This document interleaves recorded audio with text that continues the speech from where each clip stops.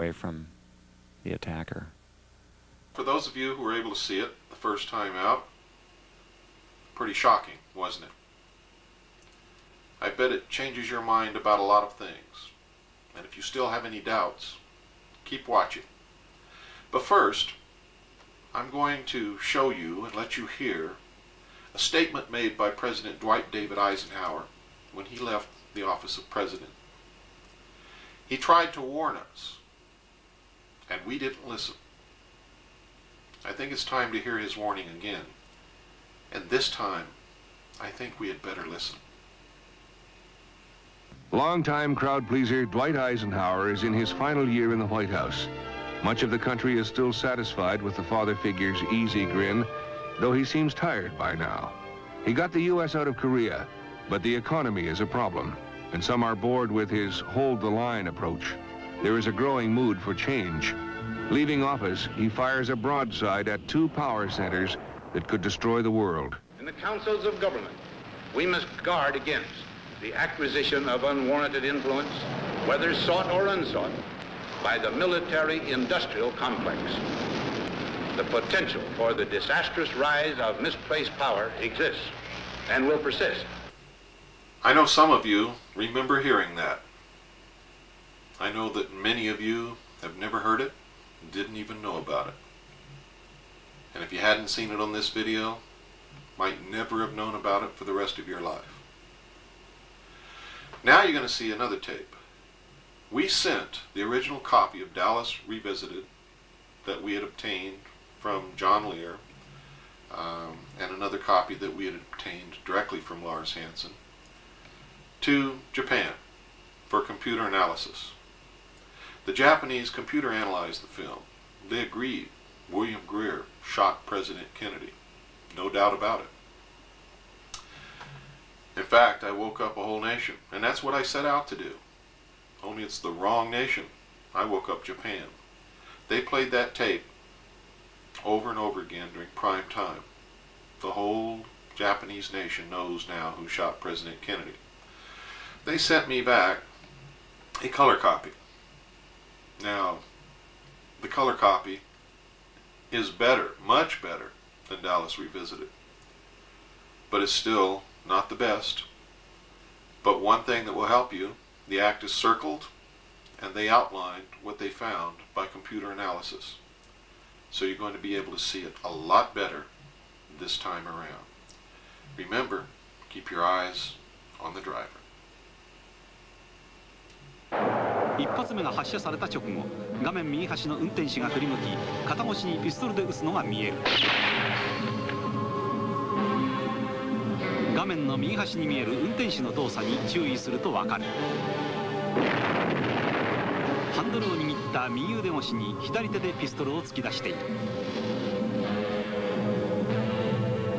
もう一度見てみよう。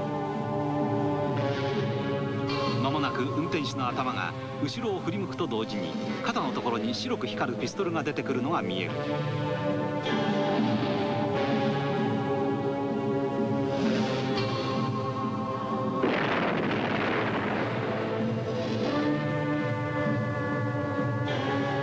今後ろを振り向く。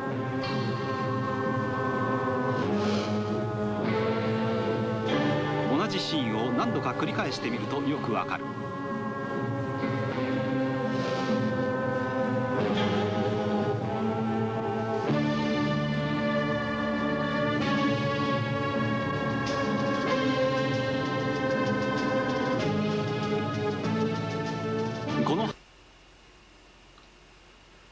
Well, I know that now a lot more of you have seen it. A lot more than saw it when you watched the original black and white Dallas Revisited at the beginning of this videotape. And I bet there's some wet eyes out there. You've probably gone into the Kleenex box or into your pocket for a handkerchief. Don't be ashamed and don't be embarrassed. It never fails to bring a lump up in my throat. And for the first couple of years that I showed these tapes, I had tears in my eyes too. It's a very emotional experience. I've been trying to wake up America for 4 years. I'm making some progress, not enough. A lot of people have severely criticized me because I didn't have evidence about the gun and I didn't have evidence about the shellfish toxin. In fact, people told me that the CIA had never engaged in assassinations. If they had just been aware of the House Select Committee on Assassinations, which investigated this very subject and this very assassination in 1976, they would know that that's not true. For it's in the archives of the film of those hearings that we find reference to the gun, photographs of the gun, film of the gun, reference to the shellfish toxin, but still no proof of the toxin. Until we watched a show on television, on public broadcast station, one night, here recently, called Secret Intelligence. And in that film, it showed a PhD doctor, Hannell is his name, explaining and showing where and how they manufactured shellfish toxin to be used in assassinations at Fort Detrick, Maryland, under the supervision and control of the Central Intelligence Agency. Now you're going to see those two clips. These two clips came to me originally from a research team of Colonel Keith Ranch. That's an honorary title, by the way, given by me for the outstanding work that he's done in helping us unravel this mystery and other mysteries. And Gordon Davis. Now the copies they sent us weren't too good, so we kept searching. We found better copies than that, and that's what you're going to see.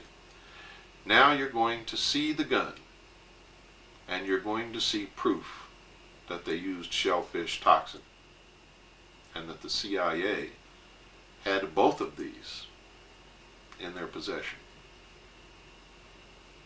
We have seen today the dark side of those activities, where many Americans who were not even suspected of crime were not only spied upon, but they were harassed, they were discredited,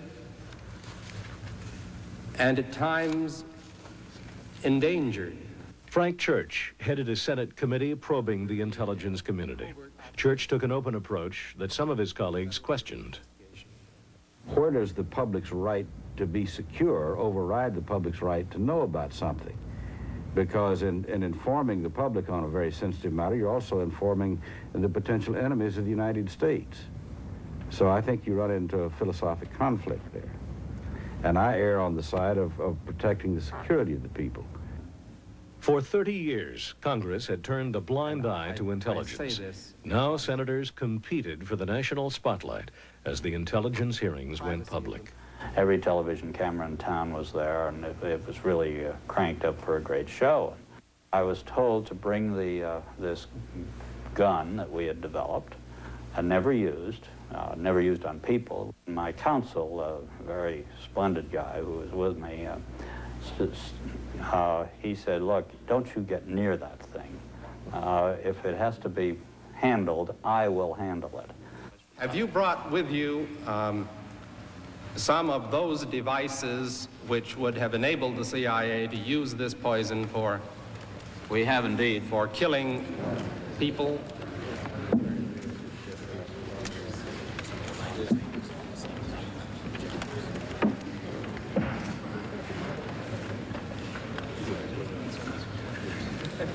Don't point it at me.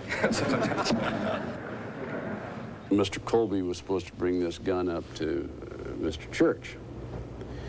But seated next to him was the ranking Republican, Barry Goldwater. And Barry reached out and grabbed the gun and held it like this and got the picture that day. Because it was in every picture in the United States and maybe around the world, every front page. And the next day I confronted Goldwater. I said, Barry, did you know you were going to get your picture in the paper by taking the gun? He said, yes, I did. And I said, you took the gun away from the chairman. He said, I know I did. I said, where'd you learn that trick from? He said, Hubert Humphrey. And it worked. While senators clamored for photo opportunities, Colby devised a strategy to save his agency. If you try to hide every possible imperfection, it'll blow up in your face and you'll be worse off. Whereas if you can control it and be responsive and give them an honest feeling of what the whole thing is about, then I think you can survive one of these things. You've heard of the doctrine of plausible deniability. Yes, and I've rejected it now, Senator. I say that we cannot depend upon that anymore. So you don't find the work of this committee unwelcome? No, I do not. As I've said to the chairman, I welcome the chance to try to describe to the American people what intelligence is really about today. It is an opportunity to show how we Americans have modernized the whole concept of intelligence. Colby's decision to cooperate was unpopular with some former CIA leaders who tried to hold on to the agency's secrets. You were specifically asked about shellfish toxins and shellfish poisons. You say it's inconceivable that a secret intelligence arm of the government has to comply with all the overt orders of the government. Is that an accurate quote or not an accurate quote? Well, if it's accurate, it shouldn't have been said. Well, now so, looks like we're on plausible denial again, is all I can say here, Mr. Chairman. Well, you're never entirely sure because, after all, many of the people in the CIA have been trained to lie. That's their job, to spread propaganda overseas. Not that all of our propaganda are lies. In fact, most of it is an effort to reinforce the truth of what America stands for. But some of the propaganda is lies. So you're dealing with people here who have been trained to mislead when they need to. But all you can do, and all we did, was to ask as many people, as many questions as we possibly could, and when we found contradictions, to pursue those contradictions by asking yet more people. If one has in one's possession or under one's control bacteriological or chemical weapons, they can be used both defensively and offensively. And by use offensively, we mean to include killing people, is that right? Well, they have the capacity to kill people if they were used in that way. Unrestrained, illegal, secret intimidation and harassment of the essential ability of Americans to participate freely in American political life shall never happen again. And suddenly it all began to roll out. The IRS was targeting thousands of Americans for tax investigations in order to chill activity on their part that they didn't like. The U.S. Army was conducting surveillance of civilians in civilian life. There was a whole pattern of this running throughout government. And it was, of course, once you saw what was going on, it was a shock. We saw the tip of an iceberg that could have destroyed American liberty. Methods for assassinating Castro already existed. This is Fort Detrick, Maryland. This once secret facility was home to CIA experiments with drugs like LSD. It was also an armory for the agency's executive action capability, a program begun under the Eisenhower administration for disposing of unwanted foreign leaders. Some of the plots called for lethal poisons that were manufactured here. Dr. Everett Hennell, a microbiologist at Fort Detrick for 3 decades, worked in association with the CIA. These are what we call Class 3 cabinet systems. They're gas-tight systems for working with almost complete safety with any infectious diseases, toxins. Things such as the shellfish toxin are very toxic indeed, particularly when highly purified. And I understand that these could be placed on steel needles and fired with air guns into an animal and induce death almost immediately. So that they were apparently a very effective, or could be a very effective type of covert weapon.